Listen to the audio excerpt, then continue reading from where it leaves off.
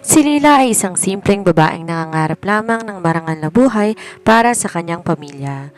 Ngunit ang lahat ng ito ay gumuho na maging target siya ng pinakamakapangyarihan at pinakakinatatakutang bilyonaryo sa bansa, si Ares Villamor. Si Ares ay kilala bilang the Heartless Predator. Para sa kanya, ang mundo ay isang malaking laro kung saan siya ang laging panalo. Nang makita niya si Lila, hindi lang ito paghanga. Ito'y naging isang madilim na obsession. Gamit ang kanyang yaman at kapangyarihan, sinira niya ang kabuhayan ng pamilya ng dalaga upang wala itong ibang madaingang tulong kung hindi siya. Sa ilalim ng isang mapanlinlang na kontrata, naging personal na sekretarya si Lila na kalaunan ay naging bihag sa loob ng isang gintong kulungan. Ang manson ni Ares.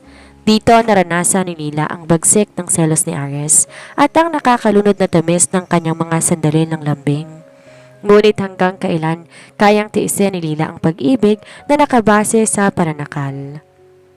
At hanggang kailan kayang panindigan ni Ares ang kanyang pagiging ruthless kung ang tanging paraan para makuha ang tunay na puso ni Lila ay ang pakawalanto at aminin ang kanyang mga kasalanan?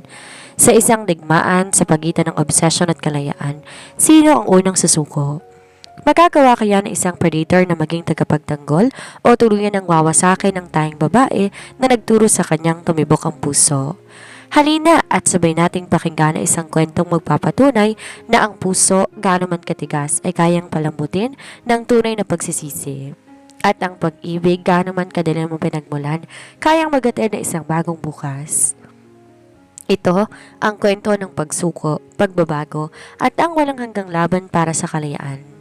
Ang bawat takbang ni Ares Villamor sa marble floor ng Villamor Empire Head Office ay tila tunog na isang paparating na hatol. Lahat ng empleyadong nadadaanan niya ay halos hindi makahinga, nakayoko at pilit na nagiging visible. Kilala si Ares sa pagiging heartless predator, isang lalaking walang pasensya sa pagkakamali at walang puwang emosyon sa kanyang diksyonaryo. Ngunit, sa gitna ng tensyon, isang insidente ang kumuha sa kanyang atensyon. Sa harap ng elevator, nagkakagulong ilang staff. Isang tumpok ng mga papeles ang nagkalat sa sahig at isang maliit na babae ang mabilis na mumulot ng mga ito. Si Lila, ang kanyang buhok ay bahagyang gulo. Ang mga pisngi ay namumula sa hiyang nararamdaman. I am so sorry, hindi ko sinasadya. Nanginginig na sabi ni Lila habang tinutulungan siya ng isang lalaking rank and file employee. Ayos lang Lila, ako nang bahala dito. Huwag kang mag-alala. Nakangiting sagot ng lalaki, sabay haplos sa balikat ni Lila para pakalmahin ito. Huminto ang mundo ni Ares. Ang kanyang mga mata na dating malamig na parang yelo, biglang nagdiyab sa galit nang makita ang kamay ng lalaki sa balikat ni Lila. Hindi niya alam kung bakit, pero ang simpleng haplos na yon ay tila isang malaking insulto sa kanya. Sino nagbigay sa inyo ng pahintulot na maglandian sa oras ng trabaho? Ang boses ni Ares ay parang kulog na bumasag sa katahimikan ng lobby. Agad na lumayo ang lalaki kay Lila, namumutla at nanginginig. Napatingin naman si Lila pataas at sa unang pagkakataon, nagsalubong ang kanilang mga mata. Para kay Lila, ang mga mata ni Ares ay tila isang malalim na bangin, mapanganib pero nakaka-hypnotize. Para naman kay Ares, ang mga mata ni Lila ay tila isang oasis sa gitna ng desyerto. Doon at noon din, isang madilim na desisyon ang nabuo sa isip ng bilyonaryo. You! Turo ni Ares sa lalaking tumulong kay Lila. You're fired. Get out of my building in 5 minutes. Pero Sir Ares, tumulong lang po ako. 4 minutes. Putol ni Ares. Ang kanyang titig ay nakapako na kay Lila. Humarap siya kay Lila na ngayon nanginginig pa rin sa takot. Lumapit si Ares sapat na para maamoy ni Lila ang nakakalasing na bango nito. Hinawakan ni Ares ang baba ni Lila at sa pilitan itong tiningala sa kanya. And you, from now on, you are not an assistant for the marketing department anymore? Bulong ni Ares. Ang kanyang boses ay puno ng pag-aari. You are my personal secretary, which means you stare where I can see you. You talk only to people I approve of at hindi mo hahayaan na hawakan ka ulit ng kahit na sino maliban sa akin. Di nakasagot si Lila. Ang titig ni Ares, tila isang tanikala na ginagapos siya sa isang tadhana na di niya palubos na nauunawaan. Yon ang simula ng kanyang pagiging bilanggo sa gintong kulungan na isang Ares Villamor. Ang unang araw ni Lila bilang personal secretary ni Aris Villamor ay tila isang mahabang bangungot na gising. Hindi siya pinayagang maupo sa labas ng opisina nito. Sa halip, isang mesa ang nilagay mismo sa loob ng malawak at malamig na silid ni Aris. Bawat galaw niya, bawat paghinga ay nararamdaman niyang binabantayan ng matatalim na mata ng kanyang boss. Aris, ito na po ang schedule niyo para sa hapon. Mahinang sabi ni Lila. Di makatingin ng diretsyo sa lalaki. Don't call me Aris, Lila. In this office, I am your boss. Outside, I am your master. Malamig na tugon ni Aris habang di inaalis ang tingin sa binabasa niyang kontrata. At ayusin mong suot mo. Masyadong maikli ang palda mo. Napatingin si Lila sa kanyang suot. Isang standard office attire naman yon, ngunit para kay Aris, anumang bahagi ng balat ni Lila na makikita ng iba ay isang banta. Pasensya na po, boss. Ito lang po ang meron ako. Sagot ni Lila. Hindi sumagot si Aris, ngunit agad itong kinuhang intercom. Send a stylist to my office. Now, I want a full wardrobe for my secretary. No skirts above the knee, no sleeveless tops. Cover her up. Napanunok si Lila. Ang pagiging ruthless ni Aris ay hindi lang sa salita, kundi sa pagkontrol maging sa kanyang pagkatao. Nang sumapit ang tanghalian, isang dating kaibigan ni Lila na si Mark, isang architect sa kumpanya, ang lumapit sa kanyang mesa habang wala si Aris dahil may saglit na kinausap sa telepono. Lila, balita ko naging personal secretary ka ng Lion ng Villamor. Kamusta ka naman? Mukhang pagod ka. Masayang bati ni Mark at bahagyang hinawakan ng braso ni Lila upang ayain tong kumain. Tara, lunch tayo sa baba? Mark, hindi ako pwede. Di natapos ni Lila ang sasabihin nang marinig ang tunog ng pagbagsak ng pinto. Naroon si Aris, nakatayo sa may pintuan. Ang mga kamao ay nakakuyom at ang mga mata tila nagnininga sa galit. Ang kanyang pagiging seloso ay agad na sumabog. Get your hands off her! Ang boses ni Aris ay mababa, ngunit puno ng panganib. Sir Aris, magkaibigan lang po kami ni Lila, paliwanag ni Mark. Ngunit bago pa man ito makatapos, lumapit si Aris at marahas na hinila si Lila papalapit sa kanya.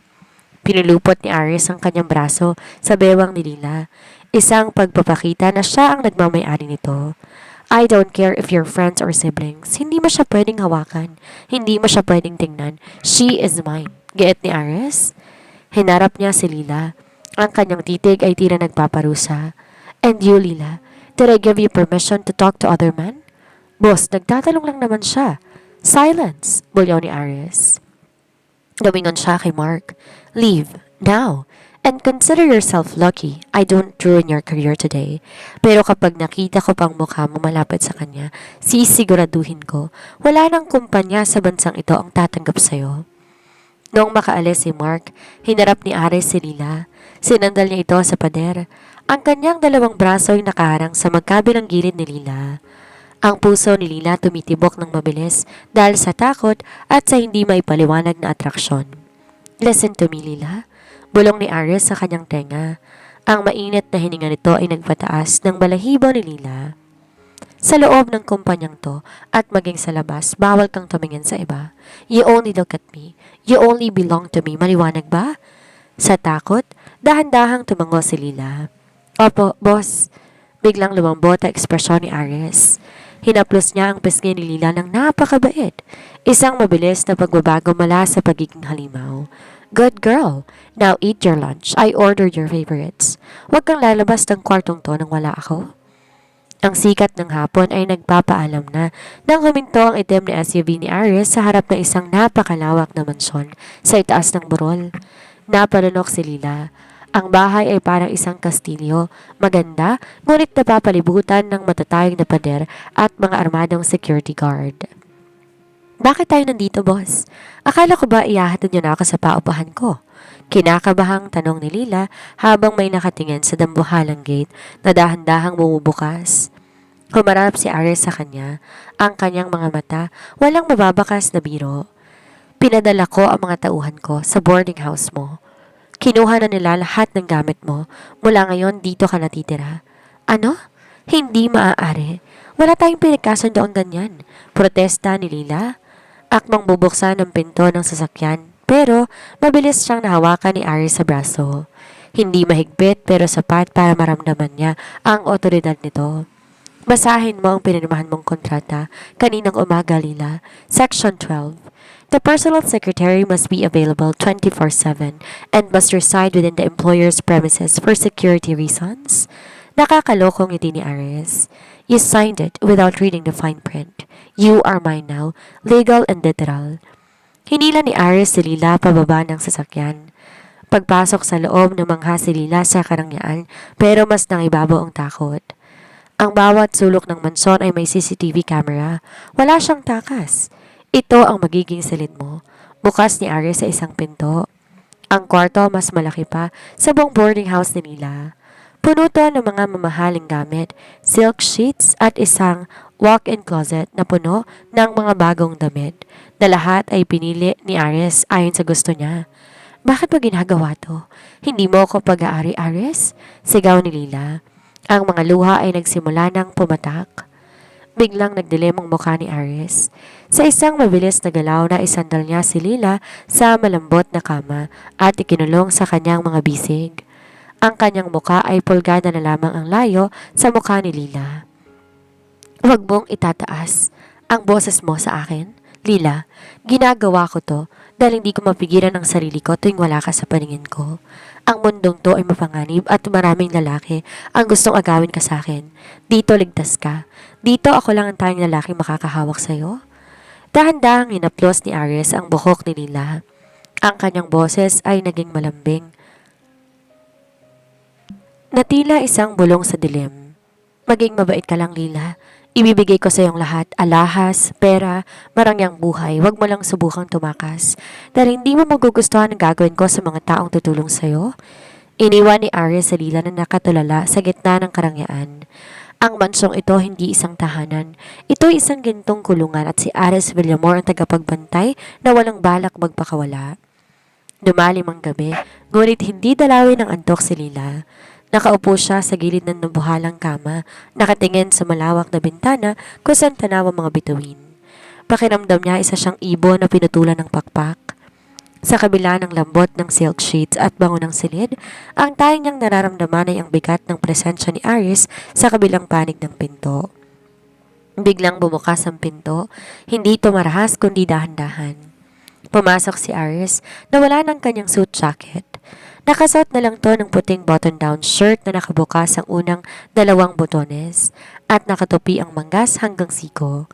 Baka sa mukha nito ang pagod mula sa maghapong pagpapatakbo ng kanilang imperyo. Bakit gising ka pa? Tanong ni Ares. Ang boses niya ay wala na ang talim na ginagamit niya sa opisina. Ito ay malalim, tila humahaplos sa pandinig ni Lila. Hindi ako sanay dito, sagot ni Lila habang nakayuko. Gusto ko nang umuwi, Ares, please. Lumapit si Ares at naupo sa tabi ni Lila. Sa sobrang lapit nila, amoy na amoy ni Lila ang pinaghalong bango at ng sandalwood at mamahaling alak mula dito. Sa halip na sumigaw o magalit, dahan-dahang kinuha ni Ares ang kamay ni Lila at pinagsalikop ang kanilang mga daliri. Ito na ang tahanan mo ngayon, Lila. Sanayin mo ang sarili mo, bulong niya. Inangat niya ang kamay ni Lila at tinalikan ang likod noon. Isang halik na matagal, tila ninanamnam ang bawat sandali. Bakit ako? Maraming ibang babae dyan na mas maganda at mas mayaman. Tanong ni Lila. Ang boses niya ay nanginginig. Hinarap siya ni Ares. Sa ilalim ng malamlam na liwanag ng bedside lamp, nakita ni Lila ang ibang emosyon sa mga mata nito. Hindi galit, kundi isang matinding pangungulila. Dahil ikaw lang ang tanging nakatingin sa akin na hindi takot sa pera o ang nakikita. Pag-amin ni Ares. Hinawakan niya ang pisngi ni Lila at dahan-dahan inilapit ang kanyang mukha. Sa labas, kailangan kong maging halimaw para hindi ako lamunin ng mga kaaway ko. Pero dito sa loob ng kwartong to, gusto kong maging lalaking nagmamay-ari sa'yo. Sinandal ni Ares ang kanyang noo sa noo ni Lila. Maging mabait ka lang sa akin, mahal ko. Huwag mo kong susubukan at ibibigay ko sa iyo ang langit. Sa gitna ng katahimikan ng gabi, dahan-dahang hinalikan ni Ares si Lila sa noo, pababa sa dulo ng kanyang ilong, hanggang sa maramdaman ni Lila ang malalambot na labi nito sa kanyang pisngi. Ito ang heartless predator na hindi nakikita ng mundo. Isang lalaking malambing, mapang-akit at tila uhaw sa pagmamahal ng babaeng kinulong niya. Nang gabing yon hindi umalis si Aries sa tabi ni Lila hanggang sa makatulog ito. Binabantay niya ang paghinga ng babae, tila isang dragon na nagpoprotekta sa kanyang pinakaiingatang kayamanan. Naging mailap ang mga sumunod na araw para kay Lila sa loob ng mansyon. Bagaman binabalot siya ni Aries ng karangyaan at mga nakakalunod na sandali ng lambing tuwing gabi, di pa rin mawala sa kanyang isipan ang buhay na naiwan niya. Isang tanghali, habang nasa opisina si Aries para sa isang mahalagang board meeting, isang pamilyar na muka ang lumitaw sa garden ng mansyon. Si Marco, ang kababata ni Lila at ang lalaking matagal nang may lihim na pagtingin sa kanya. Nagpanggap tong delivery rider para lamang makalusot sa mahigpit na seguridad. Lila, tara na, habang wala pa siya, bulong ni Marco nang makita si Lila sa veranda. Nakaabang ang sasakyan sa kabilang kanto. Itatago kita sa probinsya, hindi kanya na mahahanap? Nag-alinlangan si Lila. Tumingala sa matatayog na pader ng mansyon. Ito na ang pagkakataon niya. Marco, delikado to. Kapag nalaman ni Aries, mas delikado kung mananatili ka rito sa piling ng isang baliw, giit ni Marco, habang iniilang kamay ni Lila, pababa ng hagdan sa garden. Ngunit hindi pa sila nakakalayo sa gate nang biglang humarang ang tatlong itim na sasakyan. Bumukas ang pinto na nasa gitna at lumabas si Aries Villamor. Hindi pa to nakakapagpalit ng suot pero ang kanyang necktie ay maluwag na at ang kanyang aura ay tila isang apoy na handang tumupok sa lahat ng madadaanan. Bitawan mo siya? Ang boses ni Aries ay kalmado ngunit yun na mas nakakatakot. Hindi Aries, hindi mo siya pag-aari, sigaw ni Marco. Pilit na itinatago si Lila sa likuran niya. Isang mapait na tawa ang pinakawala ni Aries. Lumakad siya ng dahan-dahan palapit sa dalawa. Ang mga security guard ay agad na pinalibutan si Marco. Hindi mo kilala kung sinong kinalaman mo, bata? Sabi ni Aries. Sa isang iglap, kinuha ni Aries ang isang baril mula sa kanyang holster sa bewang at itinutok ito hindi kay Marco, kundi sa gulong ng sasakyan ni Marco. Bang! Napasigaw si Lila sa takot. Aries, wag, pakiusap. Hinila ni Aries si Lila mula sa likuran ni Marco at marahas tong kinulong sa kanyang mga bisig. Humarap siya kay Marco na ngayon ay nakaluhod na dahil sa takot habang hawak ng mga tauhan ni Aries. Dahil hinawakan mong pag-aari ko, sisiguraduhin ko, bukas na bukas din wala ng pamilya mo sa listahan na may mga trabaho sa lungsod na ito. At ang sasakyang ito, sunugin ninyo. Utos ni Aries sa kanyang mga tauhan nang di inaalis ang tingin kay Lila. Aries, parang awa mo na. Ako ang may gustong umalis, huwag mo siyang saktan. Pagmamakaawa ni Lila habang umiiyak. Tumingin si Aries kay Lila, ang kanyang mga mata ay puno ng selos at bagsik. Ganyan mo ba siya kamahal, Lila? Para magmakaawa ka sa harapan ko? Hindi sumagot si Lila. Hikbi lamang ang narinig. Binuhat ni Aries si Lila na parang isang sako at dire-diretsyong pumasok sa loob ng mansyon. Binagsak niya si Lila sa sofa ng malawak na sala at ikinulong sa pagitan ng kanyang mga braso. Ito ang huling beses na susubukan mong tumakas nila dahil sa susunod na may humawak pa sa iyong ibang lalaki, hindi lang gulong ng sasakyan ang papuputukin ko. Bulong ni Aries, ang boses ay puno ng puot at pag-aari. Mula ngayon, bawal ka nang lumabas ng kwarto mo nang wala ako. You wanna run? Fine. I will make sure you cannot even walk away from me. Ang katahimikan sa loob ng master's bedroom ay nakabibingi. Tayang ang marahas na paghinga ni Aries at ang pigil na higbi ni Lila ang naririnig. Kinulong ni Aries ang dalawang kamay ni Lila sa itaas ng ulo nito gamit ang isa niyang kamay habang ang isa naman marahas na humawak sa panga ng dalaga. Pinagmukha mo kong tanga, Lila, bulong ni Aries. Ang boses ay parang galing sa ilalim ng lupa. Sa harap ng mga tauhan ko, sa harap ng basurang lalaking yon, sinubukan mong tumakas? Nasasaktan ako, Aries. Bitawan mo ko. Pagmakaawa ni Lila. Pilit nagpupumiglas pero parang bakal ang mga bigsig ng bilyonaryo. Mas masakit ang ginawa mo sa akin? Bulyaw ni Aries. Ang kanyang selos ay tuluyan ng sumabog. Binigay ko sa iyong lahat. Ang luho, ang atensyon ko, ang proteksyon ko. Pero mas pinili mong sumama sa lalaking yon na walang maibibigay sa iyo kundi hirap. Dinitawan ni Aries ang panga ni Lila at sa halip kinuha ang isang mamahaling seda na bandana mula sa drawer. Sa isang mabilis na galaw ay tinali niya ang mga kamay ni Lila sa headboard ng kama. Anong gagawin mo? Aris, pakiusap. Sigaw ni Lila, ang takot ay namamayani sa kanyang buong katawan. Hindi sumagot si Aris, sa halip lumabas siya ng kwarto at bumalik makalipas ang ilang minuto na may dalang tray ng pagkain. Umupo siya sa gilid ng kama at tinitigan ang umiiyak na si Lila. Ito ang parusa mo. Dahan-dahang sabi ni Aris habang hinihiwa ang steak. Hindi ka lalabas ng kwartong to sa loob ng 1 linggo. Walang cellphone, walang internet, walang ibang makakausap kundi ako. I want you to realize that I am your only world, Lila. I am your air, your food, and your life. Kumuha siya ng isang piraso ng karne at itinapat sa tabi ni Lila. Kumain ka. Umiling si Lila at tiniko mong bibig. Ngunit ang heartless predator ay walang pasensya. Hinawakan niya ang pisngi ni Lila ng mahigpit hanggang sa mapilitan tong bumuka. Don't test my patience, mahal ko. Ayaw kitang saktan pero wag mo kong pipilitin na maging masama sa'yo. Malambing na bulong ni Aris pero ang kanyang mga mata nanatiling madilim. Nang mapilitan si Lilang kumain, unti-unting lumambot ang ekspresyon ni Aris. Kinuha niya ang isang basong tubig at pinainom ang dalaga. Pagkatapos, dahan-dahan niyang kinalas ang pagkakatali sa mga kamay ni Lila at agad itong niyakap ng mahigpit. Isang yakap na tila humihingi ng tawad pero ayaw bumitaw. Patawarin mo ko? Nagdilim lang ang paningin ko dahil ayaw kitang mawala. Bulong ni Aries sa leeg ni Lila. Ang boses ay nanginginig. Kahit anong gawin mo, hindi kita pakakawalan. Kahit kailangan kitang itulong habang buhay, gagawin ko? Naiwang tulala si Lila habang nakasandal sa dibdib ni Aries. Nararamdaman niya ang mabilis sa tibok ng puso ng lalaki.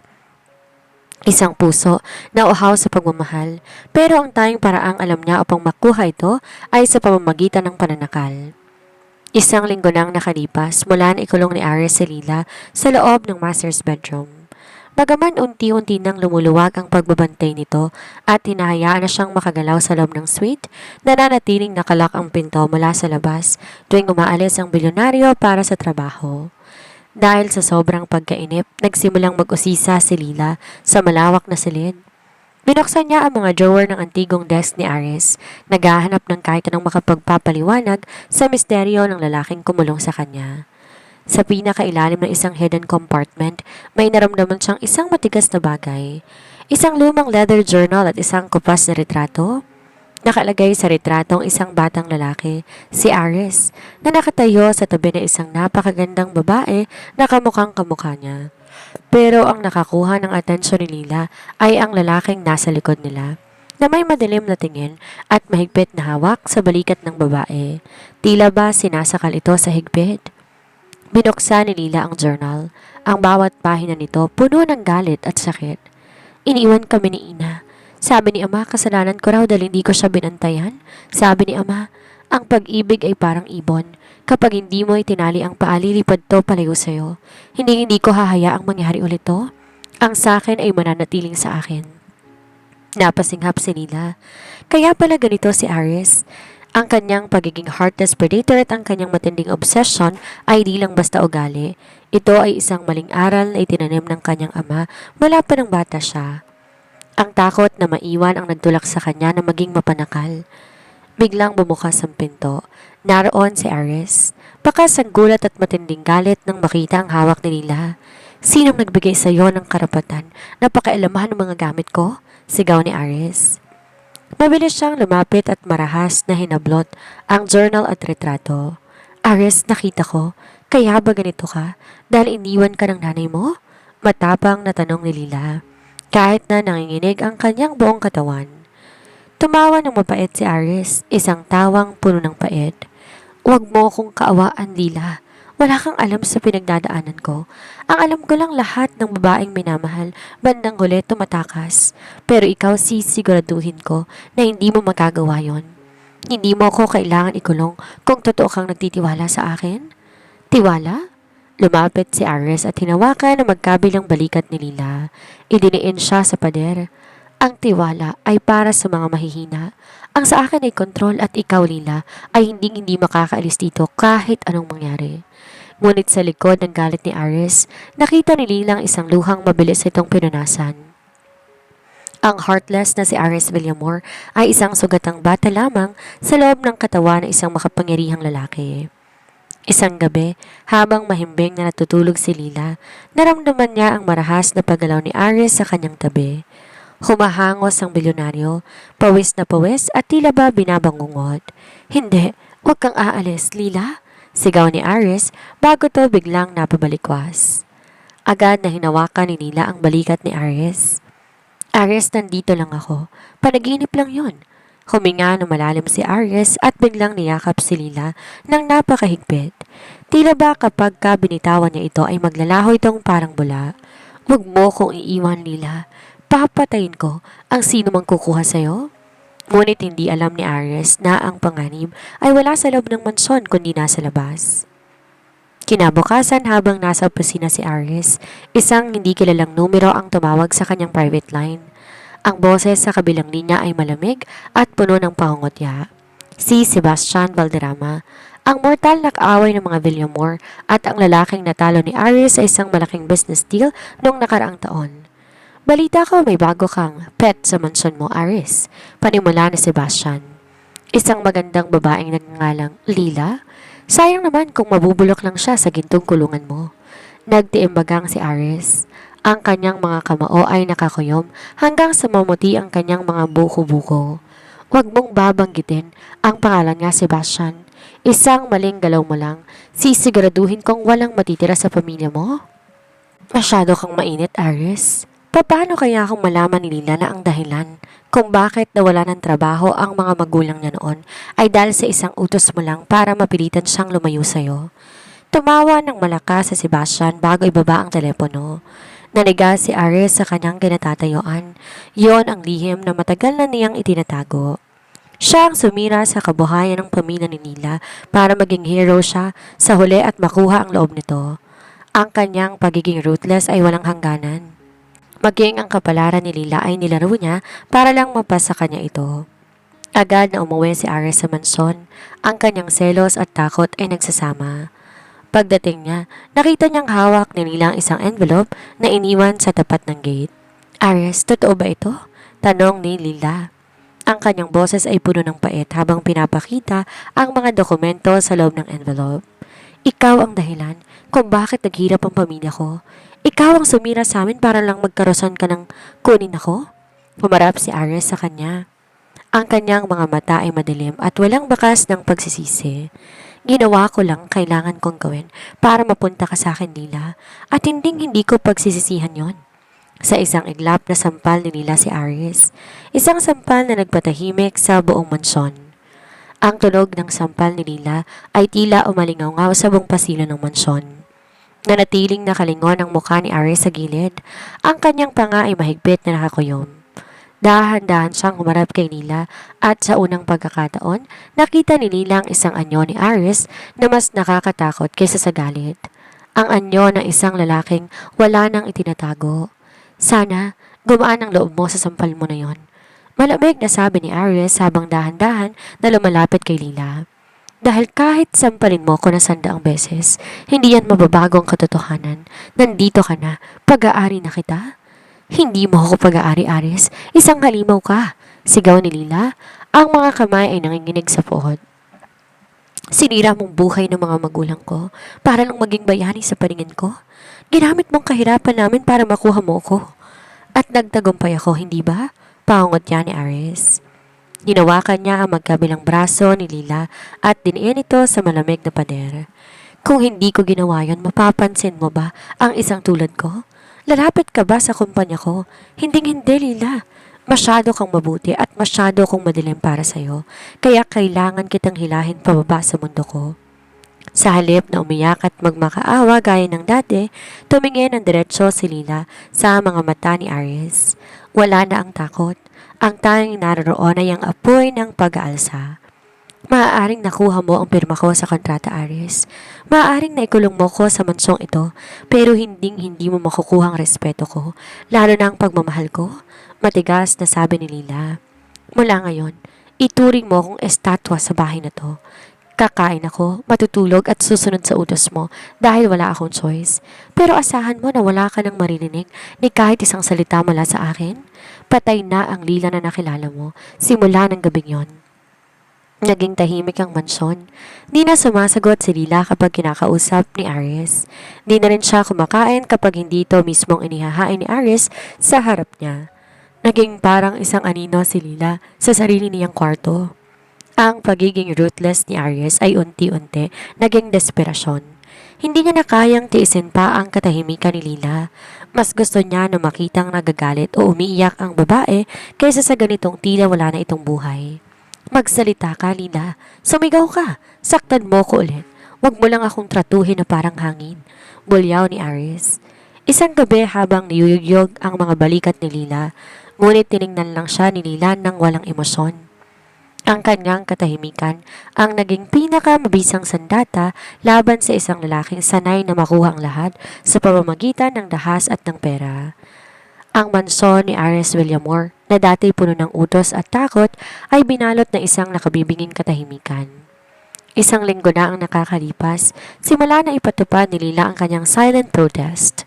Kumakain siya, natutulog at sumusunod sa bawat kumpas ni Aries, ngunit ang kanyang mga mata ay tila isang bangkay, walang kislap, walang emosyon, at higit sa lahat, walang pagkilala sa lalaking nasa harapan niya.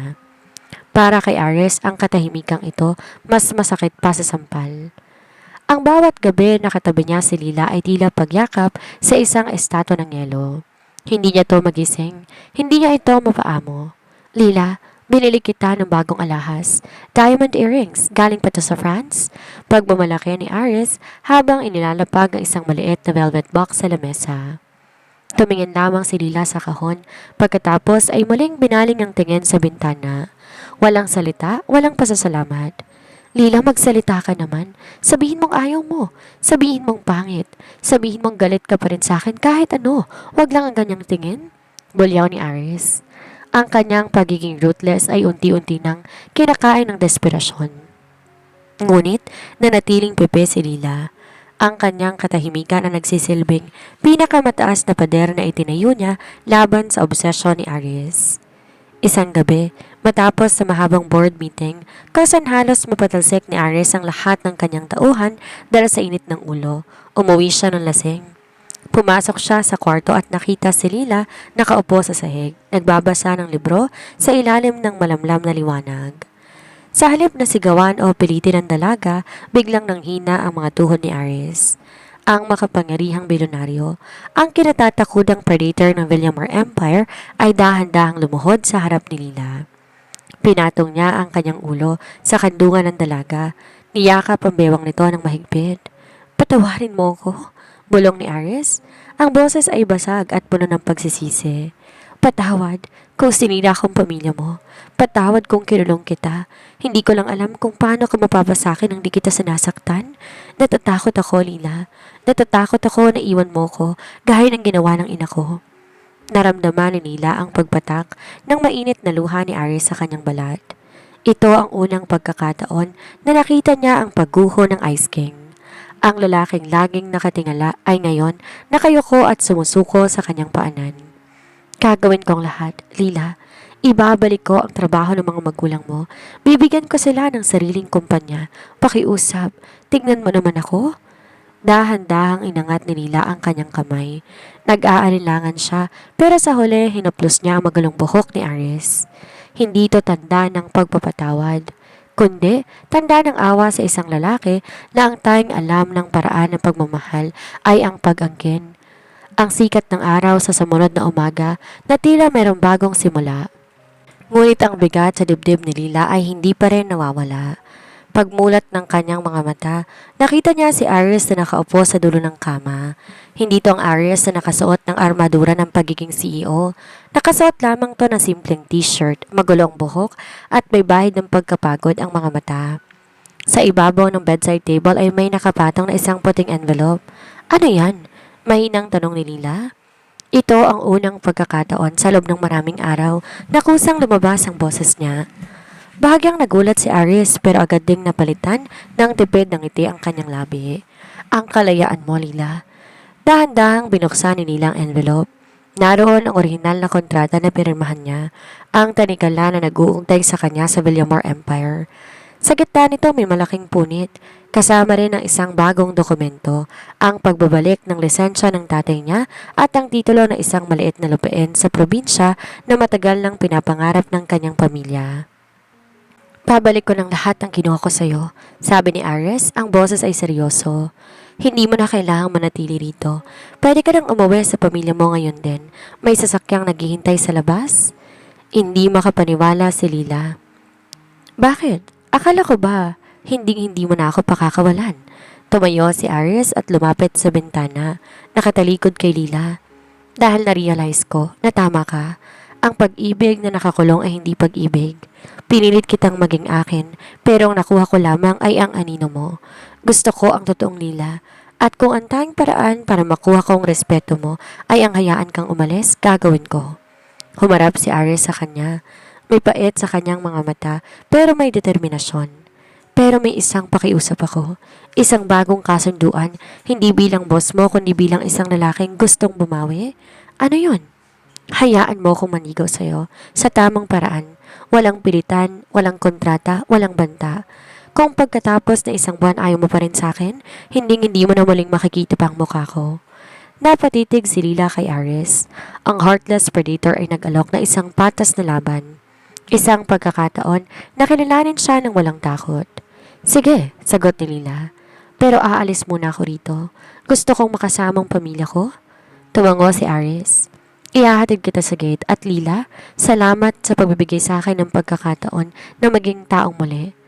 Ngunit habang naglalakad sila palabas, hindi nila alam na sa labas ng mansyon ay may isang pares ng mga mata ang nagmamasid.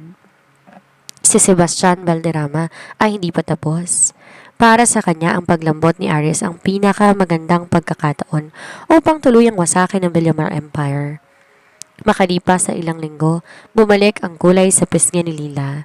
Nasa probinsya na siya, sa maliit nilang bahay na pinalilibutan ng mga puno ng mangga at sariwang hangin. Ngunit ang katahimikang inaasahan niya ay agad na bulabog ng isang umaga. Isang pamilyar na itim na sasakyan ang huminto sa tapat ng kanilang kawayang bakod. Inaasahan ni Lila na bababa si Ares na nakasuit at may mga bodyguard. Pero laking gulat niya nang lumabas ang bilyonaryo na nakamaong na pantalon, puting t-shirt at may dalang isang bayong ng mga sariwang prutas at isang buhay na manok. Ares, anong ginagawa mo rito? Gulat na tanong ni Lila habang nakadungaw sa bintana. Nandito ako para sa ating bagong kasunduan, Lila. Sabi ko naman sa'yo, liligawan kita sa tamang paraan. Nakangiting sagot ni Ares kahit halata na hindi siya sanay sa init ng probinsya.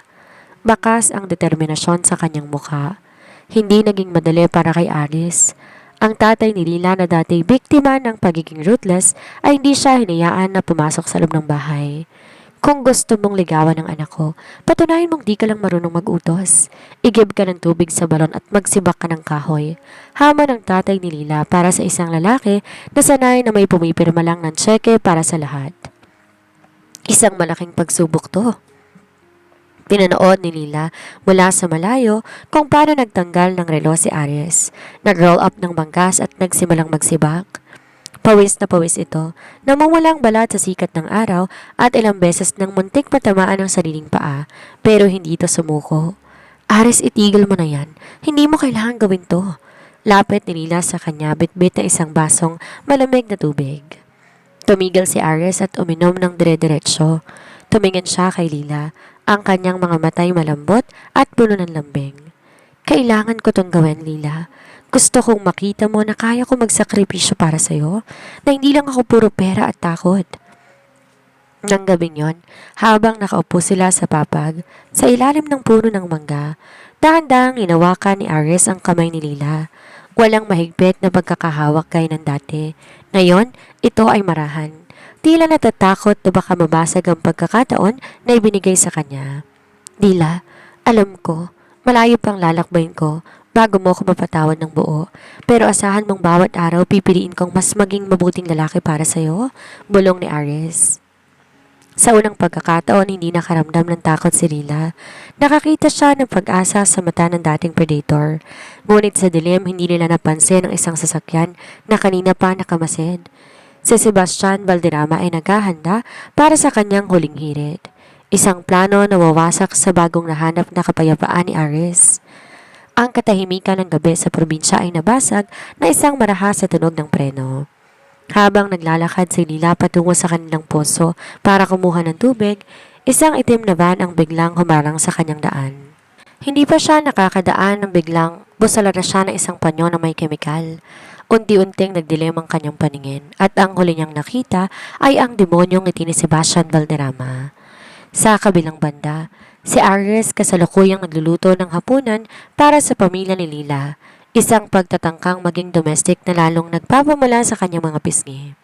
Ngunit nang mapansin niyang matagal na sila sa labas, agad na kumaba ang kanyang dibdib. Isang mensaheng pumasok sa kanyang telepono. Isang video ni Lila. Nakatali ang mga kamay at nakapiring ang mga mata sa isang abandonadong bodega. Aris Villamor, ang heartless predator na ngayon nag-aalaga na ng manok. Nakakatawa. Ang boses ni Sebastian sa background. Kung gusto mo siyang makitang buhay, pumunta ka sa lumang pier, mag-isa, walang pulis, walang tauhan. O baka gusto mong makita kung paano ko siya sisirain kaya ng ginawa mo sa akin. Ang basong hawak ni Aris ay nakapiraso sa higpit ng kanyang pagkakahawak. Ang kanyang mga mata, na kanina'y puno ng lambing para kay Lila, biglang nagliyab sa bagsik ng mas matindi pa sa dati. Ang predator ay nagising. Ngunit sa pagkakataong to, hindi para kontrolin si Lila, kundi protektahan ito. Aris, saan ka pupunta? Tanong ng tatay ni Lila nang makita mabilis tong lumalabas. Ililigtas ang buhay ko. Maikling sagot ni Aris. Ang kanyang boses ay parang bakal. Pakiusap, tumawag kayo ng pulis pagkalipas ng 30 minuto, pero sa ngayon ako na munang bahala. Mabilis na pinaharurot ni Aris ang sasakyan patungo sa pier. Ang bawat segundo ay tila isang taon. Sa kanyang isipan, isa lamang ang panalangin. Huwag siya. Kahit anong gawin mo sa akin, huwag lang si Lila. Pagdating sa bodega, sinilubong siya ng mga armadong tauhan ni Sebastian. Walang pag-aalinlangan, hinarap sila ni Aris ng buong tapang. Kahit dugoan ng kanyang muka, puno ng pasa ang katawan, hindi siya tumigil hanggang sa marating niya ang gitna ng silid kung saan naroroon si Sebastian. May hawak na kutsilyo sa leeg ni Lila. Bitawan mo siya? Sebastian, ang laban na ito ay sa ating dalawa. Hingal na sabi ni Aris. Ang dugo tumutulo sa kanyang puting t-shirt. Gusto kitang makitang lumuhod, Aris. Gusto kong makitang isang Villamor na nagmamakaawa. Sigaw ni Sebastian. Dahan-dahang lumuhod si Aris, hindi dahil sa takot kundi dahil sa pag-ibig. Sige, eto na ako. Nakaluhod na sa harapan mo. Kunin mong lahat sa akin. Ang kumpanya ko, ang yaman ko, ang buhay ko, pero pakiusap. Pakawalan mo si Lila. Siya lang ang tanging bagay na tama sa buhay ko. Nagulat si Lila sa narinig. Pero pakiusap. Pakawalan mo si Lila. Siya lang ang tanging bagay na tama sa buhay ko. Sa kabila ng piring sa kanyang mga mata, naramdaman niya ang sinseridad sa boses ni Aris. Ang dating lalaki na tila hindi marunong sumuko ay ngayon handang mamatay para sa kanya. Ang amoy ng kalawang ng dagat ay humahalo sa tensyon sa loob ng lumang bodega. Nakaluhod pa rin si Aris, dugoan ng muka at hingal na hingal. Habang sa Sebastian ay tumatawa ng may halong baliw na kagalakan. Hawak pa rin ito ang kutsilyo sa leeg ni Lila na pilit pumabigla sa gitna ng pagkakatali. Sino ang mag-aakala? Kutyang sabi ni Sebastian, ang dakilang Aris Villamor. Ang lalaking sumira sa karir ko ay nakaluhod ngayon sa harap ko para sa isang assistant? Napakahina mo, Aris. Hindi yan kahinaan, Sebastian. Mahinang sagot ni Aris. Ang kanyang mga mata ay nakapako kay Lila. Yan ang bagay na hindi mo magkakaroon. Ang magmahal higit pa sa sarili mo. Sa isang iglap, habang kampante si Sebastian sa kanyang pagkapanalo, mabilis na kumilos si Aris. Hinablot ang isang bakal na tubo sa kanyang tabi at inihagis to sa direksyon ng mga tauhan ni Sebastian na nasa likuran. Kasabay nito ang malakas na pagtunog ng mga sirena ng pulis sa labas. Ang 30 minutong binigay ni Aris ay natapos na. Dahil sa gulat, bagyang lumayo ang kutsilyo ni Sebastian sa leeg ni Lila. Hindi pinalampas ni Aris ang pagkakataon. Sumugod siya ng buong lakas. Hinarap ang mga sipat suntok na Sebastian. Nagpagulong-gulong sila sa maruming sahig. Papatayin kita? Sigaw na Sebastian. Akmang isasaksak ang kutsilyo kay Aris. Mabilis na nahawakan ni Aris ang braso ni Sebastian. Ang kanyang pagiging ruthless ay muling lumabas. Ngunit sa pagkakataong ito ay para sa hustisya. Sa isang malakas na pihit, nabitawan ni Sebastian ang kutsilyo at bago pa ito makabawi, isang malakas na suntok ang nagpabagsak sa kanya. Hinding-hindi mo na siya muling mahahawakan, bulong ni Aris habang dinaganan ang kamay. Agad na kinalas ni Aris ang pagkakatali kay Lila. Nang matanggal ang piring, ang unang nakita ni Lila ay ang dugang mukha ni Aris na puno ng Lila, ayos ka lang ba? Nasaktan ka ba? Tanong ni Aris, ang kanyang mga kamay nanginginig habang sinusuri bawat galos ng dalaga. Hindi sumagot si Lila. Sa halip, niyakap niya si Aris ng napakahigpit. Doon, sa gitna ng kaguluhan at pagdating ng mga pulis, naramdaman ni Lila ang tunay na seguridad. Hindi ito dahil sa mga pader ng mansyon, kung hindi dahil sa dibdib na lalaking handang mamatay para sa kanya. Salamat, Aris. Salamat, hikbi ni Lila. Hinalikan ni Aris ang noo ni Lila habang sinasakay sila sa ambulansya. Ang heartless predator ay tuluyan nang namatay sa gabing iyon at ang sinilang ay isang lalaking handang magsimula muli kasama ng babaeng nagturo sa kanya kung paano tumibok ang puso. Lumipas sa 1 taon mula ng gabing yon sa pier. Ang Villamor Empire ay nanatiling matatag, ngunit malaki ang nagbago sa pamamalakad nito. Wala nang malamig at nakakatakot na aura ni Aris Villamor. Bagaman nananatili siyang seryoso at mahusay sa negosyo, ang kanyang pagiging ruthless ay napalitan ng katarungan at malasakit sa kanyang mga empleyado. Sa isang malawak na garden sa probinsya, dinadaos ang isang simpleng selebrasyon. Nakasuot si Aris na isang barong na gawa sa pinakamahal na tela, ngunit ang kanyang pansin hindi nakatuon sa karangyaan kundi sa babaeng papalapit sa kanya. Si Lila, na ngayon ay asawa na niya, ay mukhang isang anghel sa kanyang puting bestida. Hawak-hawak niya ang kanilang unang anak, isang batang lalaki na may matatalim na mata ni Aris pero may maamong ngiti ni Lila. Aris, kanina ka pa ba hinintay ng mga bisita? Tanong ni Lila habang iniaabot ang sanggol sa asawa. Kinuha ni Aris ang bata, dahan-dahang inalikan sa noo. Hayaan mo sila, Lila. Ang mahalagay nandito na ang mundo ko. Humarap si Aris sa asawa at hinawakan ang kamay nito. Salamat, Lila. Salamat dahil hindi mo ako sinukuan nung ako pa ang pinakamasamang bersyon ng sarili ko. Kung hindi dahil sa katapangan mo, baka hanggang ngayon nakakulong pa rin ako sa dilim na nakaraan ko. Ngumiti si Lila at sinandalang kanyang ulo sa balikat ni Aris. Ang pag-ibig ay hindi lang tungkol sa paghahanap ng tamang tao, Aris. Ito ay tungkol sa pagiging tamang tao para sa isa't isa. Pinanood nila ang paglubog ng araw mula sa kanilang veranda. Wala na ang mga pader, wala na ang mga CCTV at wala na ang takot. Ang dating heartless predator ay natutunan na ang pinakamahalagang leksyon sa buhay. Ang tunay na pag-aari ay hindi nakukuha sa pamamagitan ng pananakal, kundi sa pamamagitan ng pagbibigay ng kalayaang magmahal. 5 taon. 5 taon ang mabilis na lumipas mula nang huling sumabog ang galit ni Aris Villamor sa lumang pier. Ngayon, ang mansyon na dati tila isang malamig na gintong kulungan ay puno na ng ingay, tawanan at yabag ng maliliit na paa. Sa malawak na garden ng mga Villamor, nakaupo si Aris sa isang bench. Pinapanood ang 4 na taong gulang na anak na si Aris na pilit hinahabol ng isang makulay na sanggola. Sa tabi ni Aris ay si Lila, na lalong gumanda sa paglipas ng panahon. Bitbit ang kanilang bunsong anak na si Liana. Sino ang mag-aakala na ang dating heartless predator ay marunong na palang magpalipad ng saranggola? Biro ni Lila habang sumasandal sa balikat ng asawa. Napangiti si Aris. Isang ngiting tunay at abot hanggang sa kanyang mga mata. Natutunan ko ang pinakamahalagang lipad ay hindi yung mataas kundi yung may tali na hawak tayong hindi kabibitawan. Hinarap ni Alice si Lila at tinawakan ng kamay nito. Minsan iniisip ko kung ano nga bang nangyari kung hindi kita nakilala. Baka hanggang ngayon ang tingin ko sa lahat ng mga tao ay kaaway. Baka hanggang ngayon, ang puso ko ay bato na.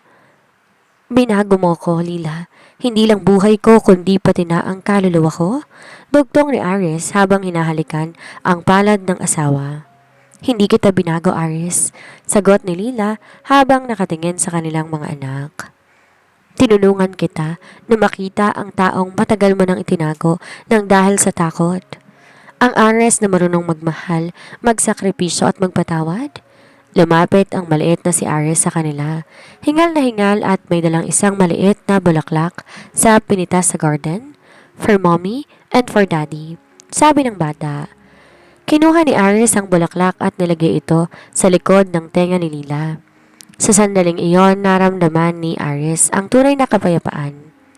Ang Villamor Empire ay nananatiling makapangyarihan. Ngunit ang tunay niyang kayamanan ay hindi na ang mga stocks, kumpanya o ang bilyon-bilyon sa bangko. Ang kanyang tunay na imperyo ay ang pamilyang binuo nila sa ibabaw ng katotohanan, respeto at malayang pagmamahal. Ilang buwan matapos ang kanilang kasal, nagpasya si Aris na dalhin si Lila sa isang private island na pag-aari ng mga Villamor. Malayo sa ingay ng negosyo, malayo sa mga mata ng publiko. Ang tanging naririnig ay ang hampas ng alon at ang banayad na simoy ng hangin. Habang naghahaponan sila sa dalampasigan sa ilalim ng buwan, napansin ni Lila na kanina pang tahimik si Aris. Hawak nito ang baso ng alak, ngunit ang paningin nito ay nakapako sa malayo. Aris, may problema ba? Tanong ni Lila habang hinahawakan ng kamay ng asawa sa ibabaw ng lamesa. Napatingin si Aris sa kanya. Ang bagsik na dati laging naroroon ay wala na. Napalitan na isang emosyon na mahirap basahin. Iniisip ko lang kung gaano ko naging tanga noon, Lila. Aris, tapos na yun. Nagbago ka na. Pag-aalo ni Lila? Hindi, iling ni Aris. Iniisip ko yung mga gabi sa mansyon nung kinukulong kita. Sa tuwing nakikita kitang umiiyak, nadudurog din ako. Pero ang turo sa akin ni Mama, ang pagpapakita ng awa ay kahinaan. Kaya lalo kong nagpakasama, lalo kong naging ruthless para lang hindi mo makita na mahina ako pagdating sa'yo. Tumayo si Aris at lumapit kay Lila. Inalalay niya itong tumayo at niyakap ng mahigpit mula sa likuran habang nakaharap sa dagat. Pinatong niya ang kanyang baba sa balikat ng asawa. Nung gabing tinali ko ang mga kamay mo, paglabas ko ng kwarto, sinuntok ko ang pader hanggang sa dumugo ang mga buko-buko ko. Galit na galit ako sa sarili ko dahil nasaktan kita, pero mas natatakot ako kapag binitawan kita. Lilipad ka palayo at hindi ka nababalik. Humarap si Lila sa kanya, hinawakan na magkabilang pisngi ng bilyonaryo. Aris, ang agila ay hindi kailangan talian para manatili. Hanggat alam niya na may tahanan siyang babalikan na puno ng pagmamahal, kusa siyang babalik. Ngumiti si Aris, isang tipid pero tapat ng ngiti. Ngayon ko lang naintindihan yon. Salamat na hindi mo ako sinukuan no ako na mismong sumusuko sa sarili ko. Binuhat ni Aris sa Lila na parang bagong kasal at dahan-dahang dinala sa kanilang villa. Doon, sa ilalim ng bituin, muli, ipinangako ni Aris ang kanyang buhay. Hindi na bilang isang predator na nagbabantay sa kanyang huli, kundi bilang isang lalaking natutong sumuko sa kapangyarihan ng tunay na pag-ibig. I love you, Lila, more than my life, more than my empire. Bulong ni Aris bago selyohan ang gabing iyon sa isang matamis na halik. Narito ang kabuuang aral at mensahe na iniwan ng kwento ni Aris at ni Lila. Ang puntong ito ay nagsisilbing kaluluwa ng bawat kabanatang ating binuo. Ang pag-ibig ay mapagpalaya, hindi mapang-alipin. Ang pinakamalagang aral ng kwento ay ang pagkakaiba ng obsession sa tunay na pag-ibig. Noong una, inakala ni Aris na ang pagkontrol kay Lila ang paraan para mapanatili ito sa kanyang tabi.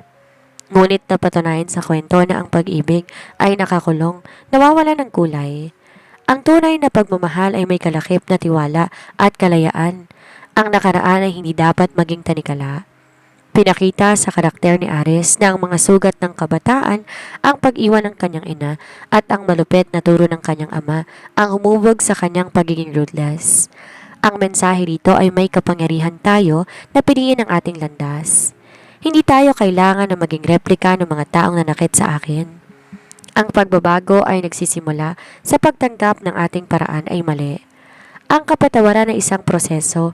Hindi naging madali ang pagpapatawad ni Lila kay Aris, lalo na't nasaktan ang kanyang pamilya. Pinapaalala nito sa mga mambabasa na ang kapatawaran ay hindi binibigay ng basta-basta. Ito ay pinaghihirapan at pinatutunayan sa gawa, hindi lang sa salita. Si Aries ay kailangan magsakripisyo at magpakumbaba bago niya muling nakuha ang tiwala ni Lila.